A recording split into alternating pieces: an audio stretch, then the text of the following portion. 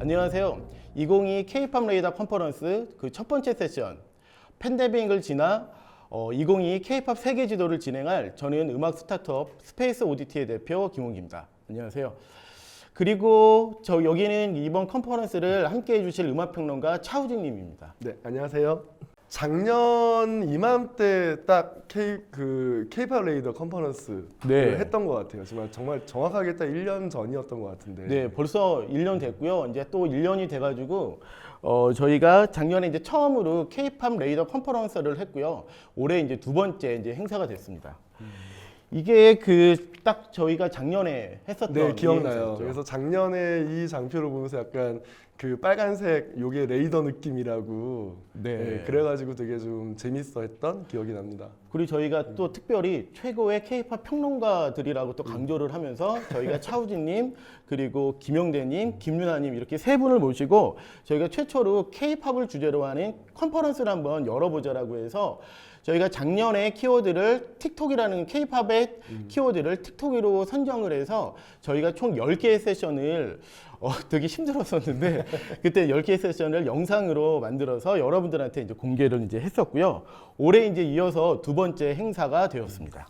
아마 올해 처음 보시는 분들도 많이 계실 거예요. 그래서 약간 간단하게 이제 K-팝 레이더 컨퍼런스가 어떤 행사인지 좀 소개를 해주시면 좋을 것 같습니다. 그래서 저희가 스페이스 오디티에서 두 가지 서비스를 하고 있는데요. 첫 번째는 팬들을 위한 서비스 블립을 운영하고 있고요. 하나는 음악업계 관계자분들을 위해서 운영하고 있는 kpopradar.com이라는 이 K-팝 레이더 서비스를 하고 있습니다.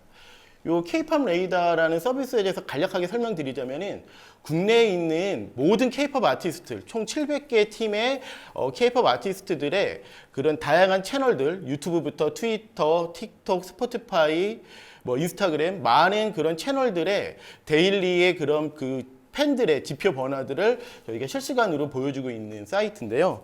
2019년도부터 저희 K-팝 레이더에서 매년같이 꾸준히 하고 있는 것이 있는데요. 바로 이 K-팝 세계 지도라는 것을 저희가 매년 발표를 하고 있습니다. 우선은 2019년도에 발표했었던 게 바로 이것이었는데요.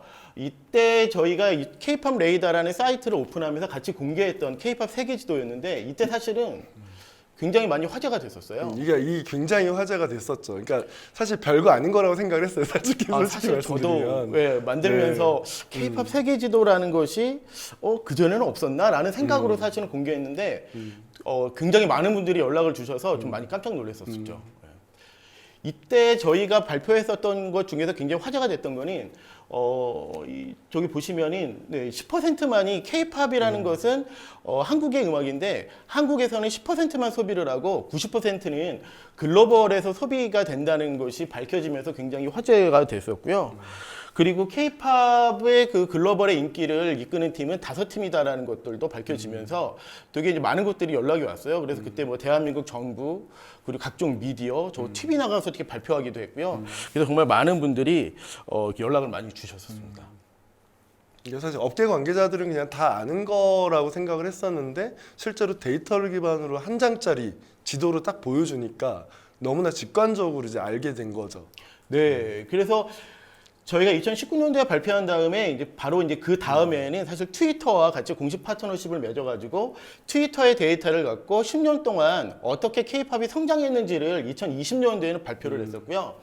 2021년도 작년에는 틱톡과 함께 또 저희가 틱톡을 데이터로 하여 그 K-팝 세계 지도를 발표를 했었습니다. 그게 바로 작년이었고, 과연 2019년도에 발표했던 데이터가 2020년도 이 팬데믹을 지나서 어떻게 바뀌었을까, 이 K-팝의 세계 지도가 지형도가 어떻게 바뀌었을까에 대해서 저희도 되게 궁금해서 봤더니 너무 재밌어서 사실 저희가 이거를 언제 발표를 하지? 빨리 발표하고 싶은데 라는 생각을 했다가 이번 컨퍼런스의 이제 첫 번째 세션으로 오늘 이제 공개를 하려고 합니다. 그래서 이번 주제가 모멘텀인 거예요? 네, 맞습니다. 다시 저희가 이 데이터를 보고 여러 가지 상황들을 보니까는 오히려 그게 팬데믹이 어떻게 보면 하나의 모멘텀이었구나라는 생각이 들면서 올해의 키워드를 모멘텀으로 잡았고요. 그리고 이번 세션 외에도 그 이후에 하는 여러 가지 세션들을 통해서 왜 모멘텀이 됐는지를 이제 여러분들에게 설명을 드리도록 하려고 합니다. 사실 저도 그런데 아직 못 본 장표거든요. 그래서 그냥 데이터로만 조금 이렇게 설명을 듣고 해서 사실 너무 궁금하긴 합니다. 어떤 내용이 있는지. 저희가 이제 앞으로 발표를 해드릴 그 데이터의 기반인 유튜브 영상, 그 K-팝 뮤직비디오뿐만이 아니라 K-팝의 음악이 담겨 있는 모든 영상들에 소비되는 그런 조회수를 기반으로 발표를 하는 건데요. 무려 그 2019년도보다 2022년도 팬데믹을 끝나는 3년이 지나고 보니까는 무려 2.5배의 그 소비량이 증가가 됐다는 사실을 보고 저희도 매우 놀랐습니다. 그리고 사실 팬데믹 때 음악 산업에서 좀 중요한 모멘텀은 영상 스트리밍의 조회수나 어떤 소비량은 엄청 늘었는데 음악 스트리밍의 소비량은 많이 줄었던 게 좀 특이한 포인트이긴 했었어요. 그래서 약간 그렇게 보면은 사실 영상 소비가 늘었다는 거는 뭐 넷플릭스라든가 뭐 이런 뭐 애플 TV라든가 이런 스트리밍 서비스도 있지만 유튜브가 굉장히 중요한 역할을 했던 거잖아요. 사실 그렇게 보면은 이게 팬데믹 기간 동안 글로벌 K-팝의 소비량 변화라는 거에서 핵심은 K-팝의 음원이 소비됐다기보다는 유튜브를 통해서 K-팝의 뮤직비디오라거나 혹은 다른 어떤 영상 콘텐츠들이 많이 소비됐다라고 볼 수도 있겠다는 생각이 듭니다. 네. 그러면은 이렇게 거의 2.5배에 가까운 성장을 했는데 과연 어떻게 성장을 했는지 어떤 국가들이 많이 또 K-팝을 소비했는지 한번 이번 데이터를 한번 발표를 해보도록 하겠습니다. 일본의 경우가 2019년도에는 6위였는데요. 무려 2위로 진입을 했고요. 그리고 그 기존에 없었던 2019년도에는 기타에 해당했던 인도의 그 소비량이 무려 4위까지 이제 올라오는 상황이 됐고요.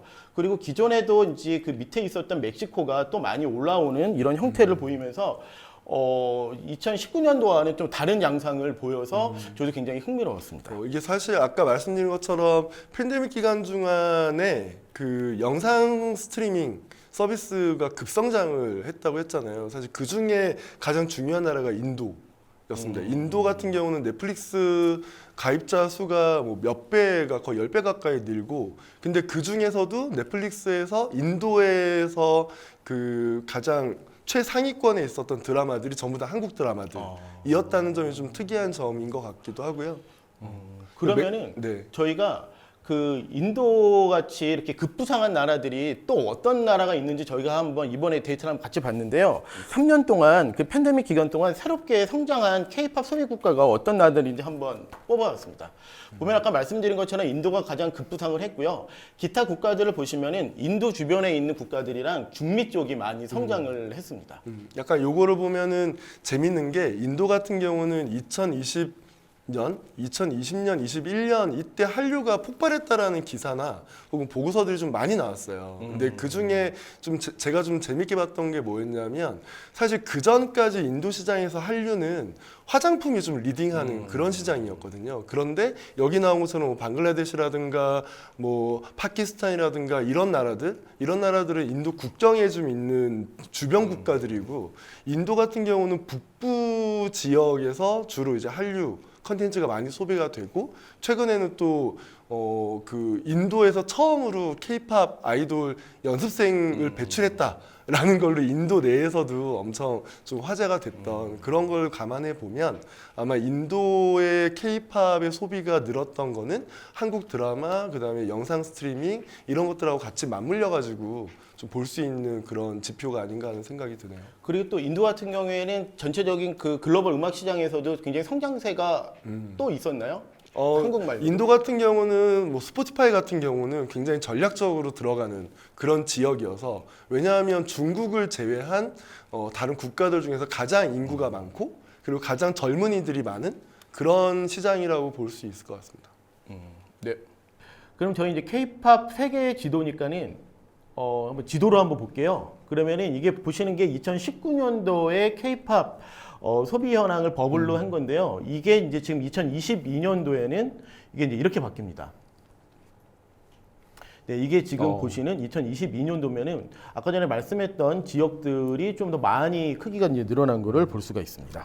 굉장히 직관적, 그러니까 아까 거보다 훨씬 더 커졌다. 네. 그리고 뭔가 범위가 엄청 넓어졌다. 약간 이런 게 좀 직관적으로 보이는 것 같아요. 네. 자, 다음에는 여러분들이 어떻게 보면 제일 궁금하실 내용인데요. 바로 글로벌에서 어떤 K-팝 아티스트가 2022년도에 가장 인기가 많을까 궁금하시지 않으세요? 바로 이제 이 데이터인데요. 지금 보시면은 여전히 BTS와 블랙핑크 그리고 트와이스가 이제 계속 있고요. 그리고 또 리사가 솔로로 데뷔를 해서 4위로 이렇게 크게 잡힐 정도로 영향력이 있고요. 그 외에는 스트레이키즈, 있지, 세븐틴, 에스파, 싸이, 아이유, 그리고 엔하이픈, 투마로우바이투게더, 레드벨벳, 여기 보이시는 여자아이들, 아이브 등등 총 20개의 팀들이 저희가 상위에 랭킹이 되어 있습니다. 이거 약간 보면은 확실히 BTS와 블랙핑크는 정말 강력하다. 트와이스까지 포함해서. 그러면 사실 그 전에는 약간 이런 메인 약간 되는 팀들 말고는 안 보였는데 지금은 BTS, 블랙핑크, 트와이스가 좀 바닥을 딱 다져주고 그 위에 소위 이제 4세대 아이돌 팀들이 그 위에 이렇게 계속 얹혀지는 그런 그림이라고 볼 수 있겠네요. 네, 좀 더 직관적으로 보시려면은 다음 장표를 보시면은 이게 이제 2019년도에 그 K-팝 인기의 50%가 5팀, 방탄소년단, 블랙핑크, 트와이스, 그리고 모모랜드, 그리고 엑소까지 해서 총 5팀이 이 K-팝의 인기의 절반을 주도하고 있었는데요. 재미있는 거는 2020년도가 되면서 K-팝의 절반을 거의 같은 퍼센트임에도 불구하고 총 10개의 팀이 좀 다양하게 이끌고 있다는 것이 좀 더 눈으로 좀 직관적으로 보실 수 있습니다. 그러니까 그냥 단적으로 보면 그냥 팀이 는 거잖아요.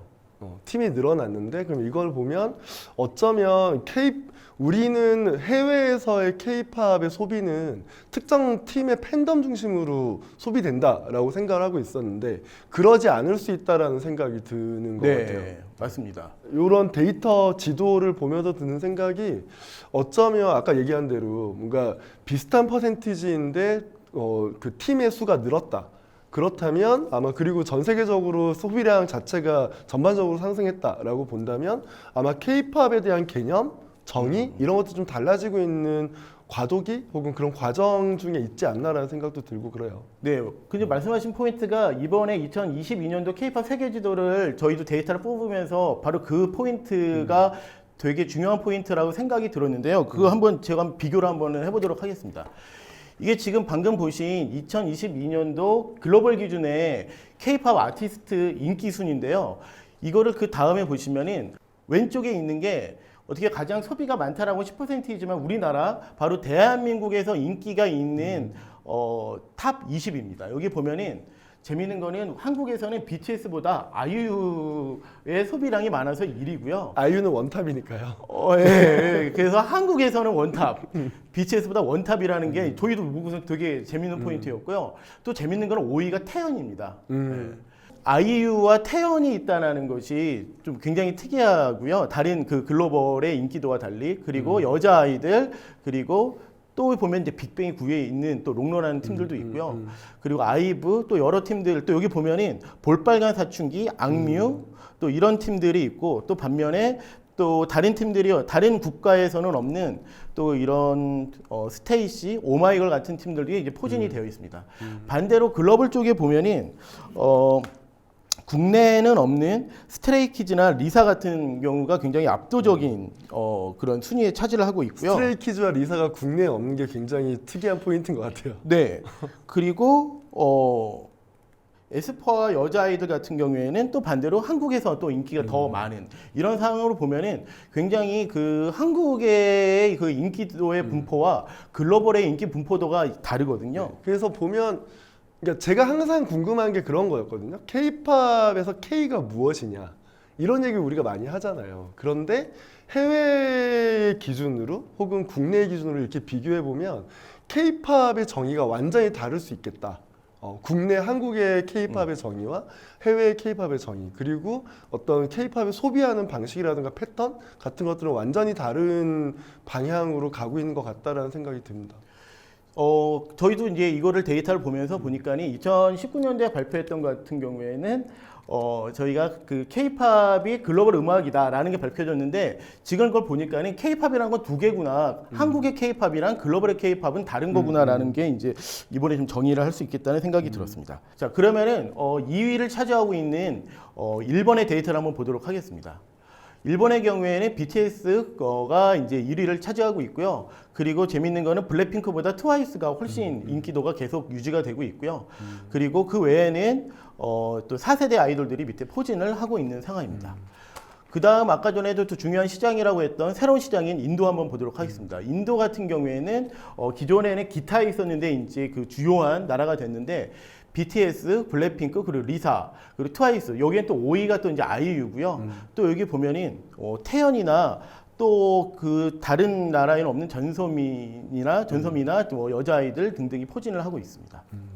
그러면 사실 팬데믹 기간 동안에 데뷔한 팀들도 많잖아요. 그쵸. 그래서 그런 팀들 같은 경우는 오히려 팬들을 만날 수 있는 기회가 없는 상태로 데뷔를 하고 약간 뭐 온라인 컨텐츠 위주로 혹은 라이브 위주로 활동을 하다 보니까 그런 약간 이런저런 좀 그전에 팀들과는 좀 많이 차이가 있을 것 같은데 3년 동안 소위 말하는 그 4세대 아이돌들 어떤 팀들이 데뷔하고 어떤 반응이 있는지도 좀 알아볼 수 있으면 좋을 것 같습니다.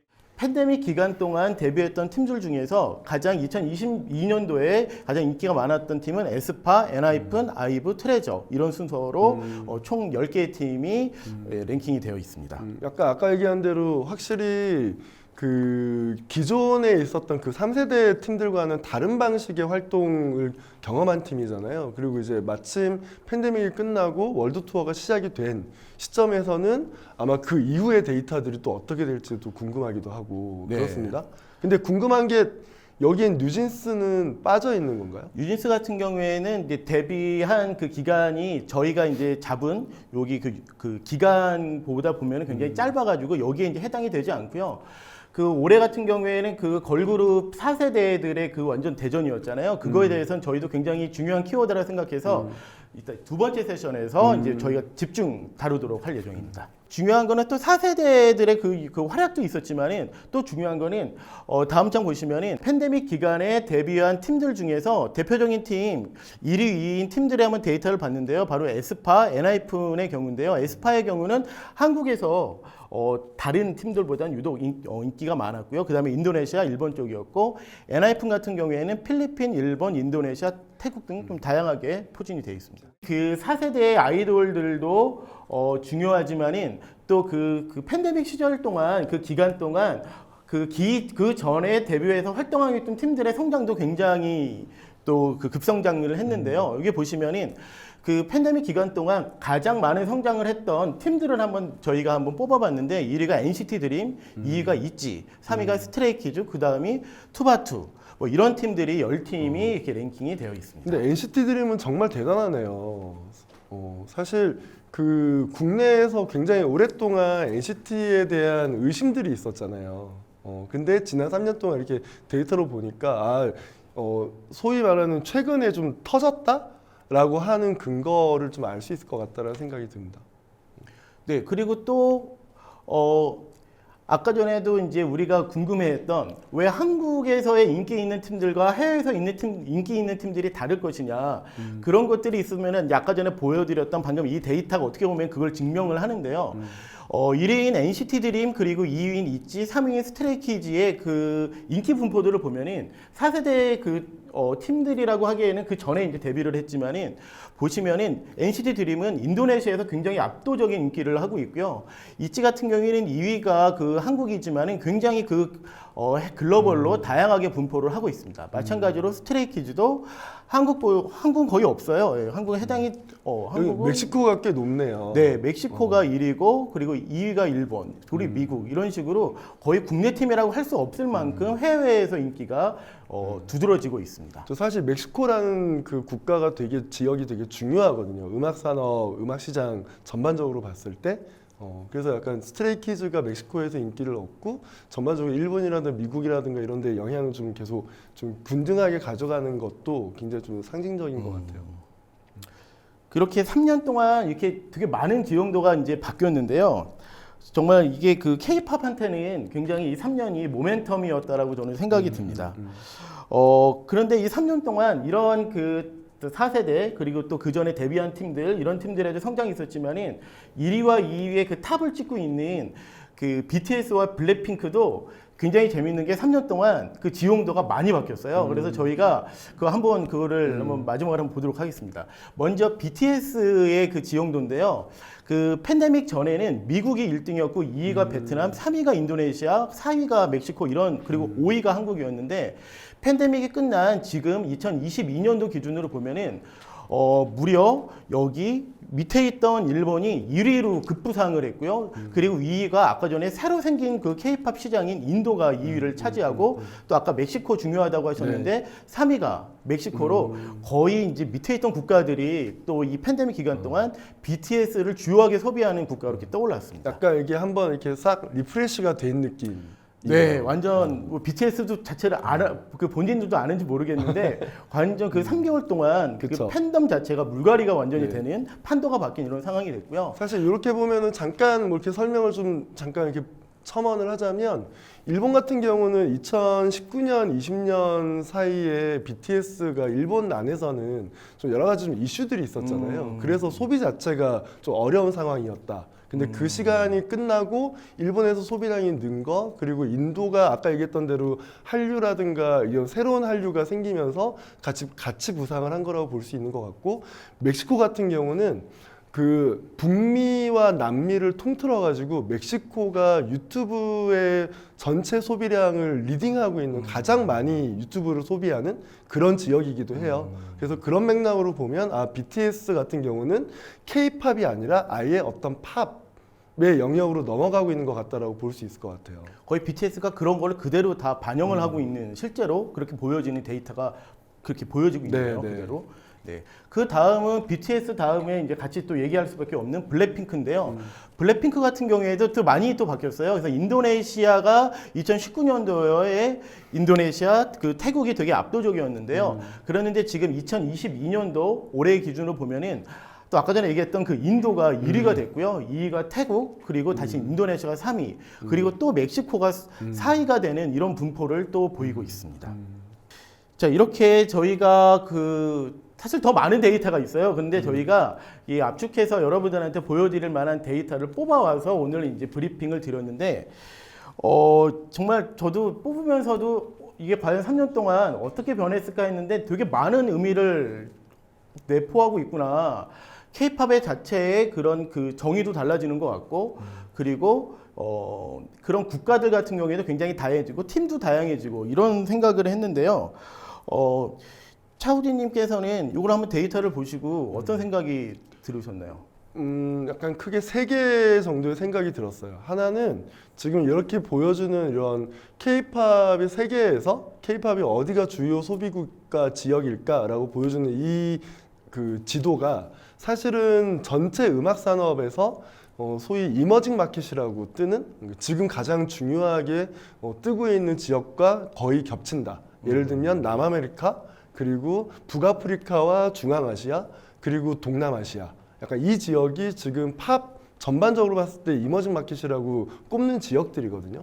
그래서 그런 것들이 하나 좀 특징적인 것 같다라는 생각이 들고, 또 하나는 아까 얘기했던 대로 그 5팀이 리딩하던 것이 10팀으로 늘었다라고 본다면 아무래도 K-팝을 특정하게 소비하는 팬덤이 조금 더 넓어지거나 혹은 새로운 팬덤이 유입되고 있는 것 같다. 이거 약간 종합해서 보면 제 생각에는 K-팝의 소비하는 방식이라는 게, 그러니까 우리가 좀 그런 것 같아요. K-팝을 기준으로 K-팝만 보면 약간 오해하는 지점들이 있는 것 같거든요. K-팝이 너무 잘 되는 것 같다.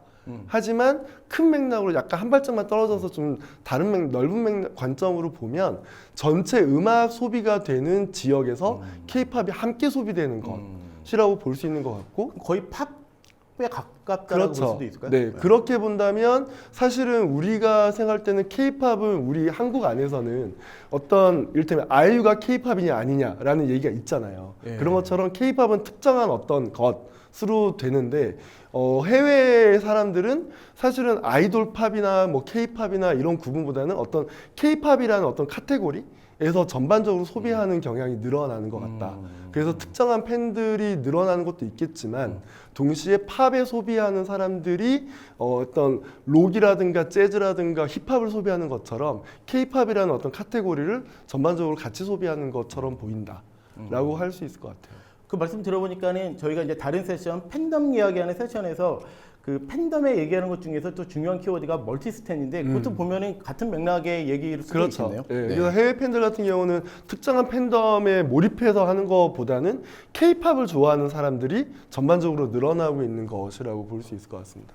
올해 그 2022년도에 K-팝에 대한 그 글로벌 데이터를 뽑아보고 그리고 저희가 3년 전 그 했던 데이터에 어떻게 보면 업데이트예요. 그대로 그 같은 조건의 데이터를 이번에 뽑아봤는데 저희가 이번에 잡은 키워드가 모멘텀이었던 것처럼 K-팝에 있어가지고 팬덤이라는 그런 키워드가 사실은 굉장히 암담하고 그리고 실제로 저 주변에 많은 음악업계 분들이 굉장히 많이 걱정을 많이 하셨었어요. 그래서 그걸 어떻게 돌파를 해야 될지 많은 얘기도 나누고 했는데 결과적으로는 저는 정말 대단하다고 생각이 드는 게 이 팬데믹이라는 그런 키워드를 오늘 저희의 그 키워드인 모멘텀으로 바꿀 수 있었던 게 사실 우리한테는 되게 중요했던 또 기간이었구나 하는 생각이 듭니다. 그러니까 저 같은 경우도 같은 동감하는데 그 정말 그 모멘텀이라는 게 어쩌면 K-팝이 정말 전 세계로 뻗어나고 있는 시점이잖아요. 그런 시점에서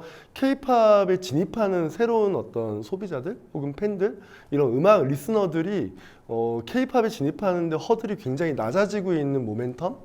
그래서 내년 이후에는 또 다른 식의 어떤 장면이나 그림이 펼쳐질 것 같다라는 기대 뭐 이런 것들이 좀 생기는 것 같아요. 네. 과연 2022년의 데이터를 봤는데 이제 앞으로 또 1년 뒤에 또 뵈야 되는데요. 저희 네. 2023년에는 또 어떻게 데이터가 바뀔지, 어떻게 글로벌 K-팝의 인기 지용도가 바뀔지 또 한번 기대를 해보도록 하겠습니다. 개인적으로 정말 10년 정도 누적된 데이터가 나오면 정말 어떤 그림이 나올까 엄청 기대되고 있는 그런 시간이었던 것 같아요. 네. 그러면 지금까지 첫 번째 세션이었던 2022 K-팝 세계 지도의 데이터를 같이 봤고요. 또 이제 앞으로도 계속 이제 두 번째 세션, 세 번째 세션에서 더 재밌는 이야기들 또 계속 보실 수 있으니까는 다른 영상들도 놓치지 말고 봐주시기 바랍니다. 네. 오늘 차수진님 수고 많으셨습니다. 네, 고맙습니다. 네, 재밌는 시간이었습니다. 네, 감사합니다. 고맙습니다.